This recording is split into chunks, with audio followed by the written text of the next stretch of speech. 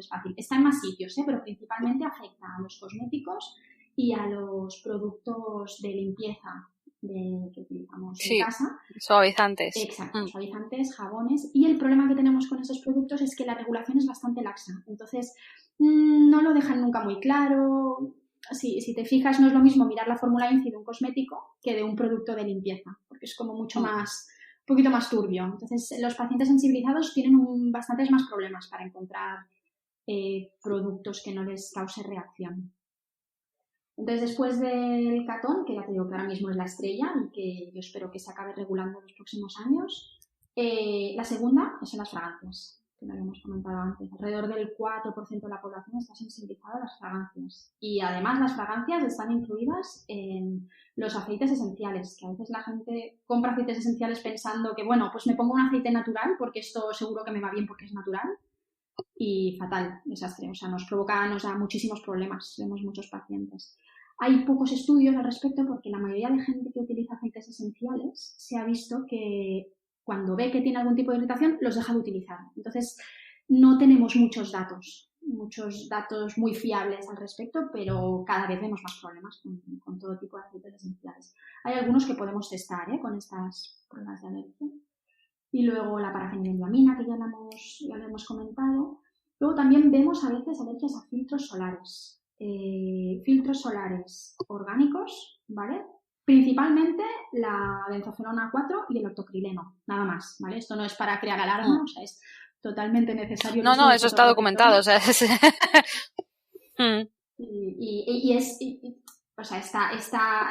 esto, hay mucha bibliografía, pero a la práctica no vemos tantos. Es algo, y además ahora tenemos una cantidad de fotoprotectores que podemos elegir, podemos usar si quieres solo minerales, o sea, es muy fácil y son muy seguros. Y bueno, yo te digo un poco los que están descritos. Y también en cosmética, otra cosa que vemos también que está aumentando la incidencia son los acrilatos, que son los que se utilizan principalmente para estas uñas de gel, las uñas semipermanentes. Bueno, pues este es otro problema también que empieza a aumentar. Algo que no vemos demasiado son alergias al fenoxietanol. Es un conservante. Eso te iba a preguntar. Sí. A ver, se testa en la batería estándar, o sea, lo miramos prácticamente en todos los pacientes, pero sí que es verdad que a la práctica, bueno, cada vez vemos más, porque al final si te pones a mirar, pues siempre verás más, sobre todo si cada vez usamos más cosméticos, pero ahora mismo es de los menos problemáticos. Fíjate que no te he nombrado los parabenos, ¿vale? Que también los testamos. Sí. Te iba a preguntar ahora, no te preocupes, sí. Iba a preguntar que qué pasa con los parabenos, ¿no? Porque es el estándar. Sí, mira, los parabenos, primero, en la lista de los más alergénicos ya no está, ¿vale? La incidencia de sensibilización en nuestro país es del 0,1%. Y fíjate que te he dicho el níquel es del 25% o del 8% el catón. Entonces, los parabenos son unos conservantes buenísimos que se empezaron a usar hace muchísimos años y que hace un tiempo salieron unos artículos que decían, por un lado, que eran disruptores hormonales, es decir, que tenían el efecto de los estrógenos, ¿vale? Entonces, lo que dijeron es que como tenían los efectos estrogénicos, entonces te podían predisponer al cáncer, pero esto lo miraron en animales, en modelos animales y en laboratorio, ¿vale? No lo pudieron hacer en humanos y de hecho no se ha podido demostrar en humanos que tengan efectos nocivos. Y aparte tienen una potencia de 10.000 veces, o sea, es importante, 10.000 veces inferior a los estrógenos, o sea, es algo mínimo. Se utiliza a unas concentraciones súper reguladas, que la Unión Europea siempre es más restrictiva todavía que la FDA, o sea, en Europa estamos aún más protegidos, ojo si usáis cosméticos de Estados Unidos y Canadá, pero bueno, en Europa estamos todavía más protegidos.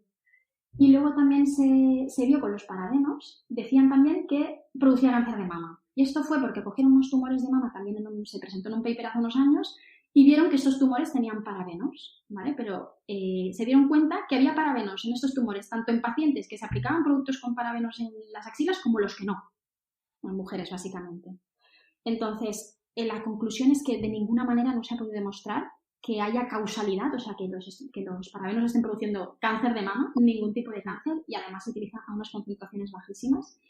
y lo que ha provocado el miedo a los parabenos, bueno, aparte de que haya ahí una industria emergente que esté comercializando productos sin parabenos que tienen poco sentido, es que han salido al mercado conservantes que son mucho más alergénicos como la metiliso.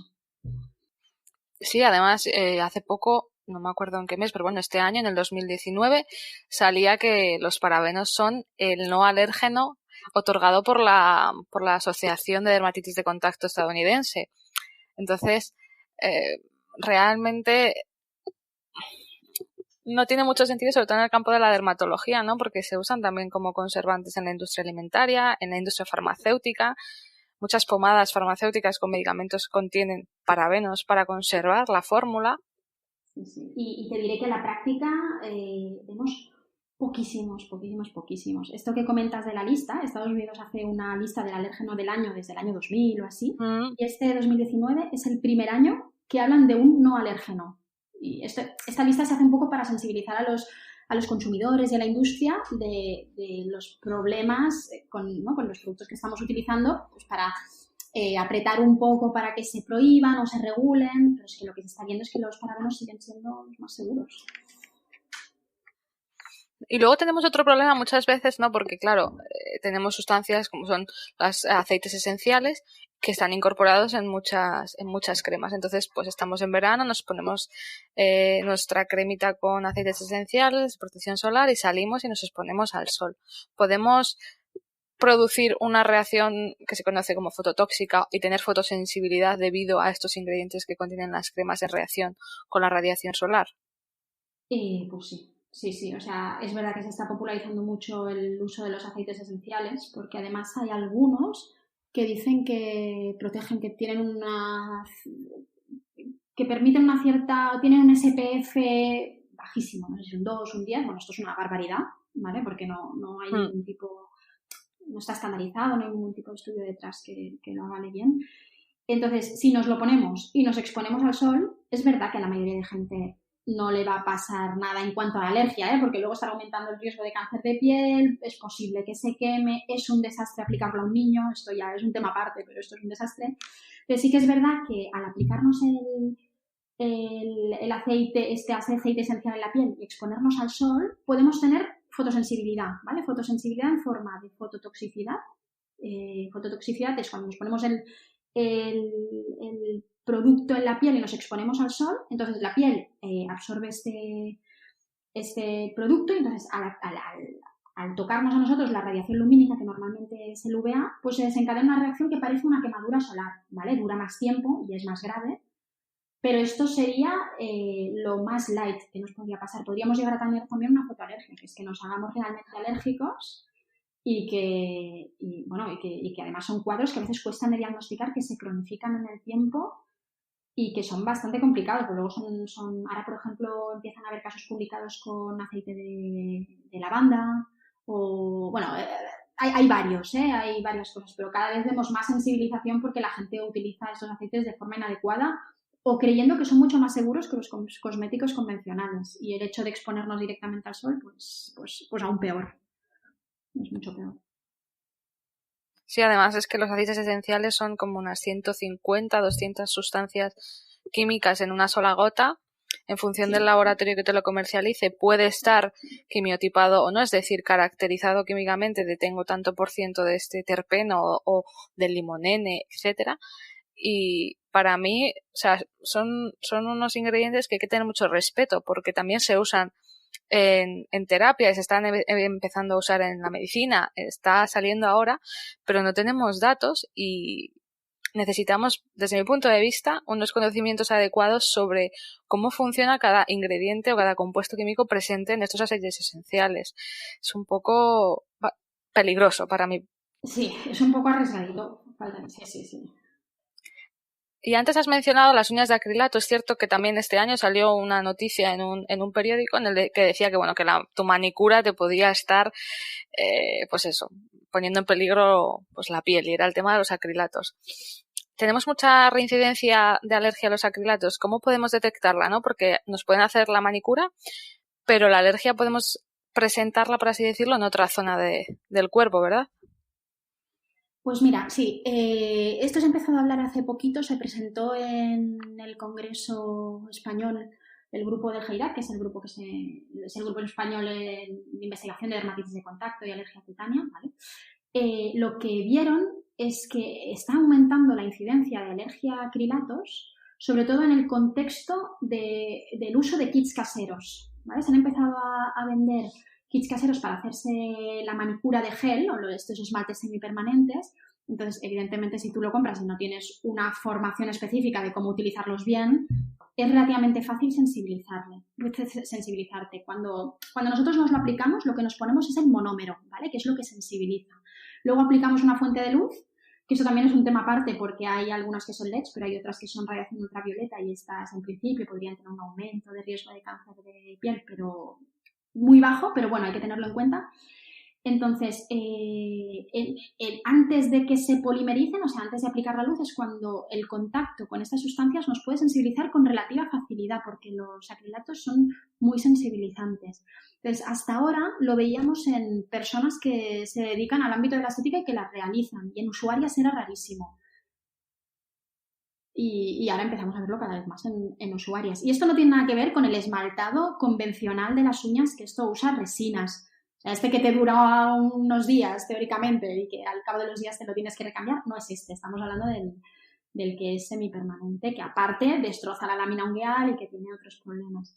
Entonces, el problema principal que hay con los acrilatos es que una vez te sensibilizas, aparte que hace reacción cruzada con otros acrilatos y que acabas sensibilizándote a muchos más, es que si en algún momento tú necesitas una prótesis, un alimento de cadera, te tienen que poner una lente intraocular, también material dental. Si estás sensibilizado, difícilmente vas a tolerar estas intervenciones. Entonces, claro, hay que valorar un poco el riesgo-beneficio. ¿Te compensa arriesgarte a sensibilizarte si estás haciendo un mal uso de los acrilatos? Si luego de aquí a unos años puede ser que necesites alguno de estos dispositivos.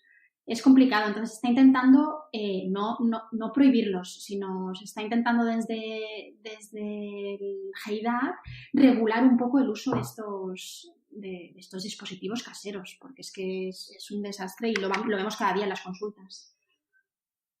Sí, yo creo que el problema está en querer usar todos de todos en casa, seguir las modas, seguir las tendencias y al final nos estamos un poco destrozando la piel porque no tenemos los conocimientos suficientes.